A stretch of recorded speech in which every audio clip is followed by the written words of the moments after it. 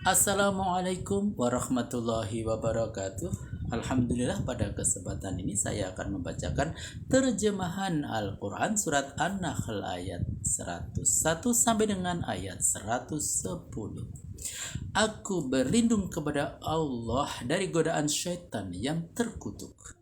Dengan nama Allah yang Maha Pengasih dan Maha Penyayang. Apabila kami ganti norma hukum sesuatu ayat, lalu kami tempatkan norma hukum yang lain sebagai gantinya, oleh karena Allah lebih tahu hal-hal yang lebih patut bagi makhluk-makhluknya, sehubungan dengan penggantian norma hukum yang diturunkan itu, orang-orang musyrik lantas mengatakan, "Kamu hanya mengada-ada saja Muhammad." Sebenarnya kebanyakan mereka tidak tahu. Katakanlah, Ruhul Kuduslah yang membawa turun ayat pengganti itu dari Tuhanmu dengan sebenarnya untuk meneguhkan hati orang-orang yang beriman dan sebagai petunjuk dan berita gembira bagi orang-orang muslim. Catatan, Ruhul Kudus maksudnya adalah malaikat Jibril. Kami sungguh-sungguh tahu mereka mengatakan Al-Quran itu diajarkan orang kepada Muhammad, bukan wahyu. Padahal bahasa orang yang dituduh mengajar Muhammad itu bahasa ajam. Sedangkan Al-Quran ini jelas bahasa Arab. Catatan, ajam sama dengan asing. Bahasa ajam, bahasa asing, bahasa selain Arab. Orang yang dituduh mengajar Muhammad oleh orang kafir Quraisy itu adalah orang Romawi, sama sekali tidak mengerti bahasa Arab.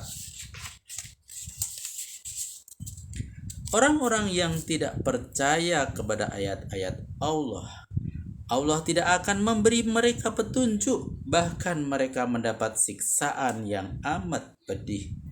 Adapun orang-orang yang membuat-buat kebohongan itu hanyalah orang-orang yang tidak beriman kepada ayat-ayat Allah. Mereka orang-orang pendusta.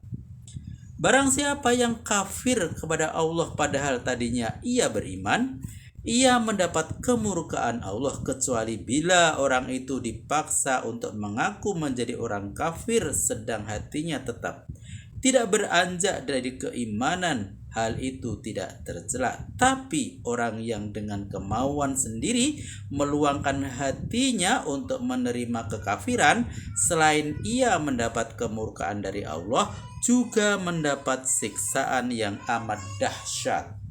Yang demikian itu karena mereka mencintai kehidupan dunia melebihi kehidupan akhirat. Sungguh Allah tidak memberi petunjuk kepada orang-orang kafir. Itulah orang-orang yang oleh Allah telah dikunci mati hatinya, pendengarannya, dan penglihatannya. Mereka adalah orang-orang yang lalai. Tak pelak lagi di akhirat kelak mereka menderita kerugian. Catatan, manusia hidup di dunia ini tak ubahnya sebagai seorang pedagang. Dia membeli kebahagiaan akhirat dengan taat kepada Allah sebagai alat pembayaran.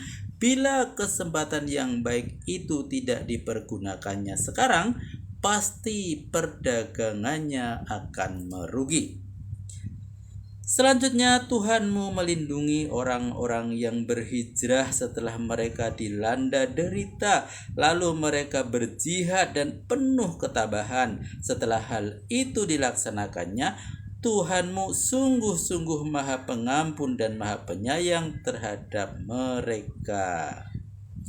Catatan, mereka dilanda derita. Kalimat dilanda derita terjemahan dari kata Arab al-fatnu yang pada pokoknya berarti membakar emas di dalam api, kemudian ditempa lalu dibakar lagi, selanjutnya ditempa pula untuk mendapatkan emas yang murni. Kemudian kalimat itu dipergunakan untuk bencana yang menimpa manusia. Dalam ayat ini maksudnya para pengikut Nabi Muhammad yang telah disiksa oleh kaum musyrik Quraisy lalu mereka berhijrah ke Madinah atau wilayah Islam. Maha benar Allah dengan segala firman-Nya. Alhamdulillah telah kami bacakan terjemahan Al-Quran surat An-Nahl ayat 101 sampai dengan ayat 110. Semoga bermanfaat dan sampai jumpa pada video berikutnya. Billahi taufiq wal hidayah. Wassalamualaikum warahmatullahi wabarakatuh.